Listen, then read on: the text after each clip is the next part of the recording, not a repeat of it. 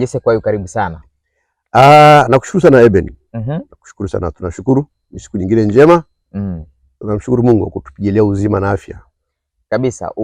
Umezungumza masuala ya wasomi kwa wiki mbili mfululizo kwenye safu yako ya nyuma ya pazia kwenye tovuti ya The Media Brains, na mimi nikatamani sana tuyazungumze kwa ujumla wake kwa sababu yote yamelenga eneo la elimu. Kwanza ulianza na uchambuzi kuhusiana na hatua ambazo zimechukuliwa na serikali ya Malawi kudhibiti haya mambo ya PhD za kupeana na vitu kama hivyo, na ukalinganisha na hali ilivyo hapa nchini kwetu. Lakini wiki iliyofuata umezungumza namna mabadiliko yalivyokuwa katika Chuo Kikuu cha Dar es Salaam, hasa kwenye eneo la kuwa eneo lililopaswa kuwa labda na mijadala, na umesema kwenye maandishi yako kule kwamba nchi yote ile iwe na maendeleo. Umerejea kauli kadhaa za viongozi wa huko nyuma kwamba kwenye mijadala ndio kunapatikana hatua mbalimbali za kujua kwamba tunapataje maendeleo. Nataka nilibebe kwa ujumla wake. Imekuwaje? Tumeona huko nyuma umezungumza mambo mengine ya kijamii, wiki hizi mbili ukasema hebu ngoja nitwange kwenye elimu hapo. Tuanze na ile hoja ya PhD za kuzawadiwa. Nakushukuru sana Eben. Kwa hakika eneo la elimu au taaluma niseme, kwa taifa lote ni eneo nyeti sana. Wanasema ukitaka kuua taifa lolote lile, mbali na kuvuruga utamaduni wa nchi husika, vile vile cheza na elimu ya nchi husika. Kwa hiyo eneo la elimu ni eneo nyeti kiasi kwamba lazima lilindwe kwa wivu mkubwa, kwa sababu ndo chimbuko la maarifa, ndo chimbuko la kupata wataalamu mbalimbali, ndo chimbuko la kupata ugunduzi mbalimbali, na ndo chimbuko la kupata utawala bora kwa watu wenye weledi na ubobevu katika masuala mbalimbali. Kwa hiyo ukiona watu wanafanya mchezo na eneo la taaluma katika nchi, lazima uanze kuogopa, hivi hawa wanataka kwenda kwenye shimo gani la maangamizi? Sasa nilisukumwa kujadili hali iliyojadili wiki iliyopita, ile kabla iliyopita juzi, ile nyingine ile, baada ya kuona waraka uliokuwa umeandikwa na serikali ya Malawi, mamlaka ya Malawi ambayo inahusiana na masuala ya elimu ya juu. Kwa hapa kwetu Tanzania tunasema kama ni ile ya TCU, ile ya ile ni commission ile ya vyuo vikuu, ndio Tanzania, ambayo ndo inadili na inahusika na uratibu na kuangalia masuala ya vyuo vikuu na elimu ya juu kwa ujumla vinavyoendesha mambo yake. Sasa kule Malawi wenzetu wametoa waraka wakitoa utaratibu wa kutumia niseme vyeo vya kupewa shahada za uzamivu, sema ni PhD za heshima. Na kwa kawaida duniani hapa watu mbalimbali wanatambuliwa kwa michango mbalimbali katika jamii, katika maeneo mbalimbali ya kutumika katika jamii. Vyuo vya elimu ya juu huwa vinatoa hiyo PhD ya heshima kwa kutambua tu mchango wa Ebeni katika eneo la labda la habari. Labda chuo kikuu kinakuzawadia, bwana Ebeni, tutakupa hii PhD ya heshima kwa kutambua mchango wako huna. Ni mambo ya kawaida na yanakubalika. Tatizo lililokuwa Malawi ni kama tatizo ambalo limekuwepo nchini kwetu kwa muda sasa. Kwa hiyo wale wanapata zile PhD za heshima wanazichukua kama sasa ni PhD za kusomea, namna unavyozitambulisha. Yani mtu sana anaanza kujiita mimi ni Dr. Jesse Kwayu wakati nilipewa PhD ya heshima tu hapo. Kwa hiyo sasa Dr. Jesse Kwayu na Dr. Ebeni ambaye amekaa darasani miaka 6 mingapi akapata hiyo PhD yake, tunaonekana tuko sawa mbele ya jamii, lakini kimsingi sivyo inavyopaswa kuwa. Kwa hiyo wenzetu wakatoa huo waraka kuelezea taratibu za kutumika kwa hizo shahada za heshima. Sasa kwetu hapa Tanzania watu wanakiusa na kuzitumia. Watu wanatamani kuitwa madokta. Na mlindani nikasema, jamani, hebu tuelewane kidogo hapa hivi.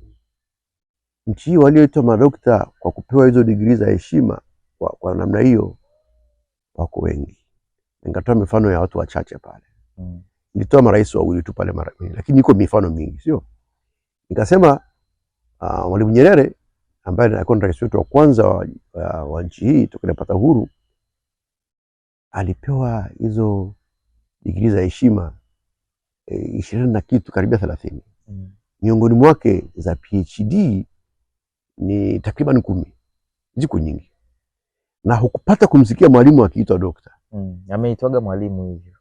Na angezipanga hapo unaweza kaelewa 10 na kitu, si ndio? Na fikiria zama zile za giza, nchi na wasomi watatu wanne. Hivi angeamua kuvimba mimi ni asiangeita mpaka profesa, si ndio? Lakini vile vile tunakumbuka hata rais wa awamu ya 3 marehemu Benjamin Mkapa naye alitunikiwa kadhaa za heshima za PhD. Na nakumbuka kulikuwa na jaribio la kutaka kumuita dokta. Iliandikwa maelekezo kutoka Ikulu akielezea dhahiri kwamba rais amesema yeye hataitwa dokta. Yeye ni ndugu Benjamin William Mkapa au Mheshimiwa William Mkapa, hiyo yatosha. Hizo digrii za heshima hawezi kutajwa nazo kwa sababu hajapata kukaa darasani na kuzisomea. Alikataa mwenyewe. Lakini watu walipendekeza. Walianza kumuita, sio kupendekeza. Yaani sio kuna watu na watu, yani watu wako wana kasi bwana. Tumia fursa. Kwa hiyo wakaanza kumuita. Kwa hiyo akasema mapema kabisa. Akasema hapana. Mimi ni ndugu Benjamin Mkapa au mheshimiwa. Mtu anapata PhD yake baada ya kuisotea darasani. Na huyo mimi sina tatizo naye mtu kujitambulisha namna hiyo. Ingawaje katika mazingira fulani hivi ziko nchi mbalimbali duniani hata zile digrii za kusomea za PhD hawazitaji barabarani kwa sababu hazina muktadha wa kutaja. Hizo ni mbembe za kwenye maeneo ya taaluma. Ukienda kwenye vyuo vikuu hivyo ndivyo wanavyotambulishana, si ndio? Yani kule jeshini ukienda kwa mfano watu wanatambulishana kwa vyeo vyao mabegani. Si ndio? Kwenye taaluma wanatambulishana kwa idadi ya shahada zao, si ndio? Kadhaa za uzamivu, za nini. Hizo ndio taratibu. Huku mtaani kwa Uswahilini huku nani anajua shehe wangu? Na ndio maana nilisema kwenye ile makala yangu ile juzi tulipata kuwa na viongozi wakubwa tu duniani hata katika nchi zinazoendelea. Nikatoa mfano wa hivi, nakumbuka alikuwa anaitwa Condoleezza Rice alikuwa ni waziri wa mambo ya nje wa Marekani. Ile mama ni profesa wa chuo kikuu. Na alipochaguliwa kuwa waziri wa mambo ya nchi za nje wa Marekani wakati wa utawala wa George W. Bush, alikuwa anatoka chuo akaja kufanya ile kazi, lakini hakutembea na ile PhD, hakupata kutambulishwa hivyo. Hata ukienda kwenye maeneo ya taasisi za Umoja wa Mataifa, watu pekee wanaoitwa kwa wadhifa wa dokta ni wale wenye taaluma ya utabibu, tiba, ndio wanaitwa madaktari kwa maana ya eneo lao la utabibu. Wale wengine ambao ni level, ni ngazi ya elimu ya uzamivu, profesa na nini hivi, husikiwa kiitwa. Sio kwamba hawapo. Ni utaratibu tu, kwa sababu kwamba muktadha huu hapa sio. Sasa kwetu hapa bahati mbaya sana hiyo kiu ya kujita ya kutaka hivyo ni kujiongezea kakelemba naonekane umo. Na matokeo yake imeharibu sana vitu katika nchi. Wewe unaamini vitu gani vimeharibika? Au kwenye makala yako umeonyesha kama watu wanaojitambulisha na kuita ni kama lengo lao kuwatisha watu. Kutaka kujiweka kwenye nafasi fulani hivi. Wewe unafikiri kwa nini tumefika hapo? Tumefika hapo kwa sababu tumekuwa ni jamii inayoruhusu mambo ya ovyo kutokea na hatukemei. Unajua, ukiona mtu ambaye unajua kabisa huyu darasani aliishia kule chini kabisa, alafu anakuwa na ujasiri wa kutukana elimu tena katika taasisi kubwa kama bunge, unajua kwa hakika kabisa tupo katika mkwamo mbaya. Anasema wasomi nini bana, mimi na PhD. PhD yenyewe amepewa ya heshima, hata utaratibu chakato wa kuipata hiyo heshima yenyewe huwezi kueleza, na watu wanamshangilia, wanaona jambo la kawaida kabisa. Nimesema pale mwanzoni ninapozungumza mazungumzo haya kwamba ukishaona watu wanaanza kupuuza habari ya taaluma katika nchi, hiyo nchi inakwenda kujishika katika shimo baya la uharibifu na maangamizi. Kwa hiyo jamii ikishaamua kuruhusu mambo yao ya ovyo yatokee na usipokemea na kuweka taratibu thabiti kabisa za kuelekeza jinsi ya kutumia vitu hivyo, unaishia katika hayo mambo ya namna hiyo ya ovyo. Okay. Mimi naita ni mambo ya ovyo. Unaona hatari gani watu kama wataendelea hivi? Malawi wao wamechukua hatua, sisi bado hatujachukua hatua. Unaona kuna madhara gani baadaye? Madhara makubwa sana. Lazima tuheshimu taaluma. Ukiona taifa ambalo haliheshimu taaluma na ruhusu tu mambo hayo ya kujifaragua kwamba na mimi na PhD na kujitangaza na mimi, wakati unajua dhahiri hii ni heshima tu, sio ya kitaaluma, yani unafikiri unachochea ni katika hiyo jamii iheshimu na kutambua elimu na kuona taaluma kama ni jambo la muhimu na kupambania na kujitoa kwa nguvu na bidii kubwa, au kwamba kuna njia tu za mkato na kujiona kwamba na mimi ni hivyo. Nilipata kuona mtu mmoja hapa alipata kununua degree ya kwenye mtandao na kana vaa joho anatembea nalo mjini hapa, mambo ya kiendazimu kabisa. Kwa hiyo haya ni mambo ambao kumbe wanajua elimu ni nzuri, si waende darasani. Kwani kuna mtu anazuia kusoma shehe? Hakuna mtu amekuwa kiziki katika nchi hii. Uzuri wa nchi hii kwamba hakuna mtu ambaye anazuia kutafuta elimu kwa kiwango anachotaka yeye mwenyewe mpaka utoboe huko ukute. Zamani sema unasoma mpaka utoe kibao cha no school. Sasa wewe soma tu mpaka utoe no school. Hakuna mtu anakuzuia. Halafu ushapata madigiri yote haya mengi hayo. Basi tamba na madigiri yako, tujue kwa jamaa kwa kule bwana ni mwamba. Na mwamba mmoja alishafariki na alikuwa na PhD za kutosha. Nafikiri nakumbuka. Marehemu Mlazi Malipema alikuwa Mwafenga. Andrew Mwafenga rafiki yetu mmoja alikuwa anaandika sana kwenye vyombo vya habari. Alikuwa ni mtu wa masuala ya kodi, mtaalamu wa kodi. Alikuwa ukichukua ile business card yake, ana mfululizo wa my PhD kadhaa. Kama kayapata kweli kwa taaluma ajitangaze tu. Mimi shida yangu na shida naiona kwa jamii yetu ni hawa wanaopata hizo heshima za kutambuliwa, alafu wanajiona na wao ni watu wa taaluma hiyo na kuanza kutamba. Kuna mmoja lisia kitamba anataka atoe muhadhara chuo kikuu kwa sababu naye ni PhD holder. Nataka tufunge kwenye eneo hili kabla hatujamia kwenye ishu ya mijadala chuo kikuu cha Dar es Salaam. Hawa wanaopewa PhD za heshima, mwanzoni tulikuwa tunafahamu kwamba kuna mambo ameyafanya kwenye jamii ama kuna mambo fulani wameyafanya na yakapata kutambulika kwamba haya mambo kwa namna yalivyofanyika, kichwa cha huyu mtu kinaonekana ni extraordinary, ni mtu fulani ambaye anastahili basi kupewa heshima hii, ambapo sasa tunampa PhD ya heshima. Maanake kuna mambo ameyafanya ambayo yanaonekana na upekee fulani, ndio maana wakaona tunaweza kumpatia. Wewe unaona tatizo gani mtu akijivunia hiyo? Nimesema kungekuwa kwa jinsi ya kupambanua kwamba hii ya kwangu ni ya heshima, sio ya taaluma, usingekuwa hakuna shida. Lakini unapambanuaje? Kwa hiyo wewe, kwa hiyo nikujibu tu. Kwa hiyo hawa hawazivai zile ili kudhihirisha kwamba ana mchango wake hivyo. Anavaa vile ili kuonyesha kwamba naye yuko sana yule aliyesotea kwa taaluma kwa miaka mingi. Na hiyo ndio shida moja kubwa. Lakini kwa vitu moja hebu ni haraka hapa. Ni watu ngapi wanapata tuzo duniani hapa? Ni wengi. Hivi kuta mtu amevaa matuzo aliyovalishwa, alipata ya mfanyakazi bora, kaivaa ya nini, kavaa nishati alizopewa, anatembea nazo barabarani kutwa kucha. Hivi utamuona je huyo mtu? Utaanza kuwa na mashaka na akili yake. Ndio hicho tu.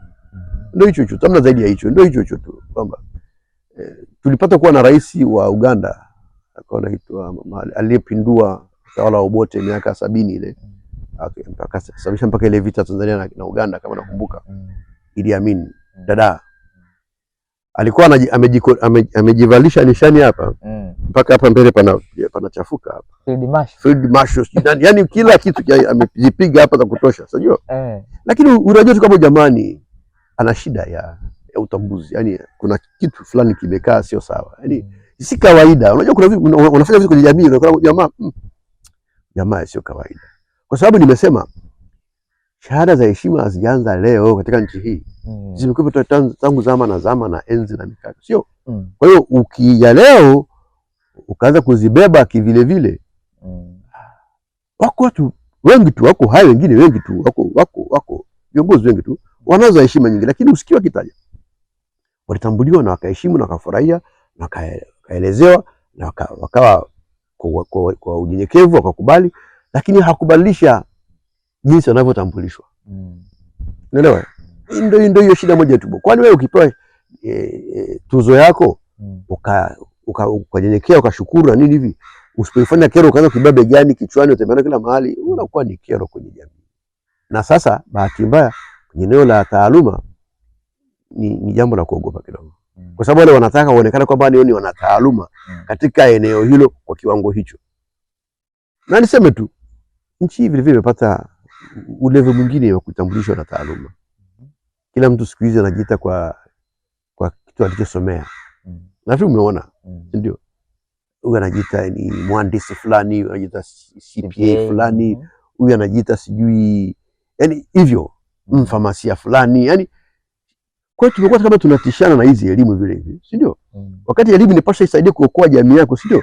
Lakini sasa tunavyovibeba, sisemi kwamba naonea wivu, hapana.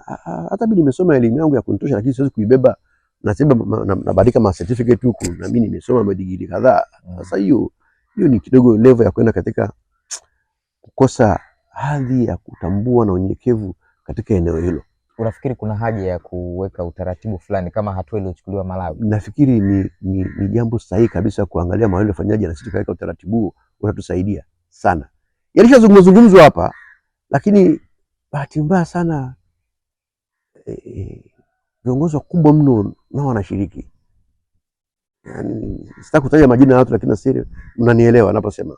Viongozi wakubwa mno nao wanashiriki na wanaona kwamba ni sawa kabisa kutajwa. Sidhani kama ni jambo nzuri sana. Sidhani. Nafikiri kuna upungufu mkubwa sana hapa. Na wengi wanaofanya vitu hivyo ni waliopungukiwa katika eneo la taaluma. Wanatafuta namna ya kujazia.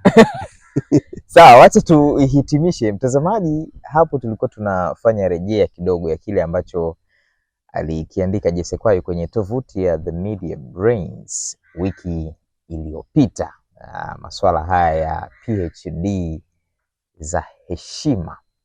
Bila shaka umeelewa, lakini kama una maoni zaidi unaweza kuyaachia kwenye comment hapo, eneo la comment ukaandika unafikiri nini, mtazamo wako ni upi kuhusiana na hizi PhD za heshima. Na kukaribisha sana kuendelea subscribe na kuwapa watu wengine kusubscribe kwenye channel ya Media Brains. Mimi naitwa Benjamin Timingi, nilikuwa na Jesse Kwayo, mkurugenzi mtendaji wa Media Brains. Huwa anaandika kwenye tovuti ya Media Brains kuhusiana na mambo mbalimbali ya kijamii kwa ujumla wake ambayo yanatugusa sisi wanajamii moja kwa moja. Mpaka wakati mwingine, kwa heri.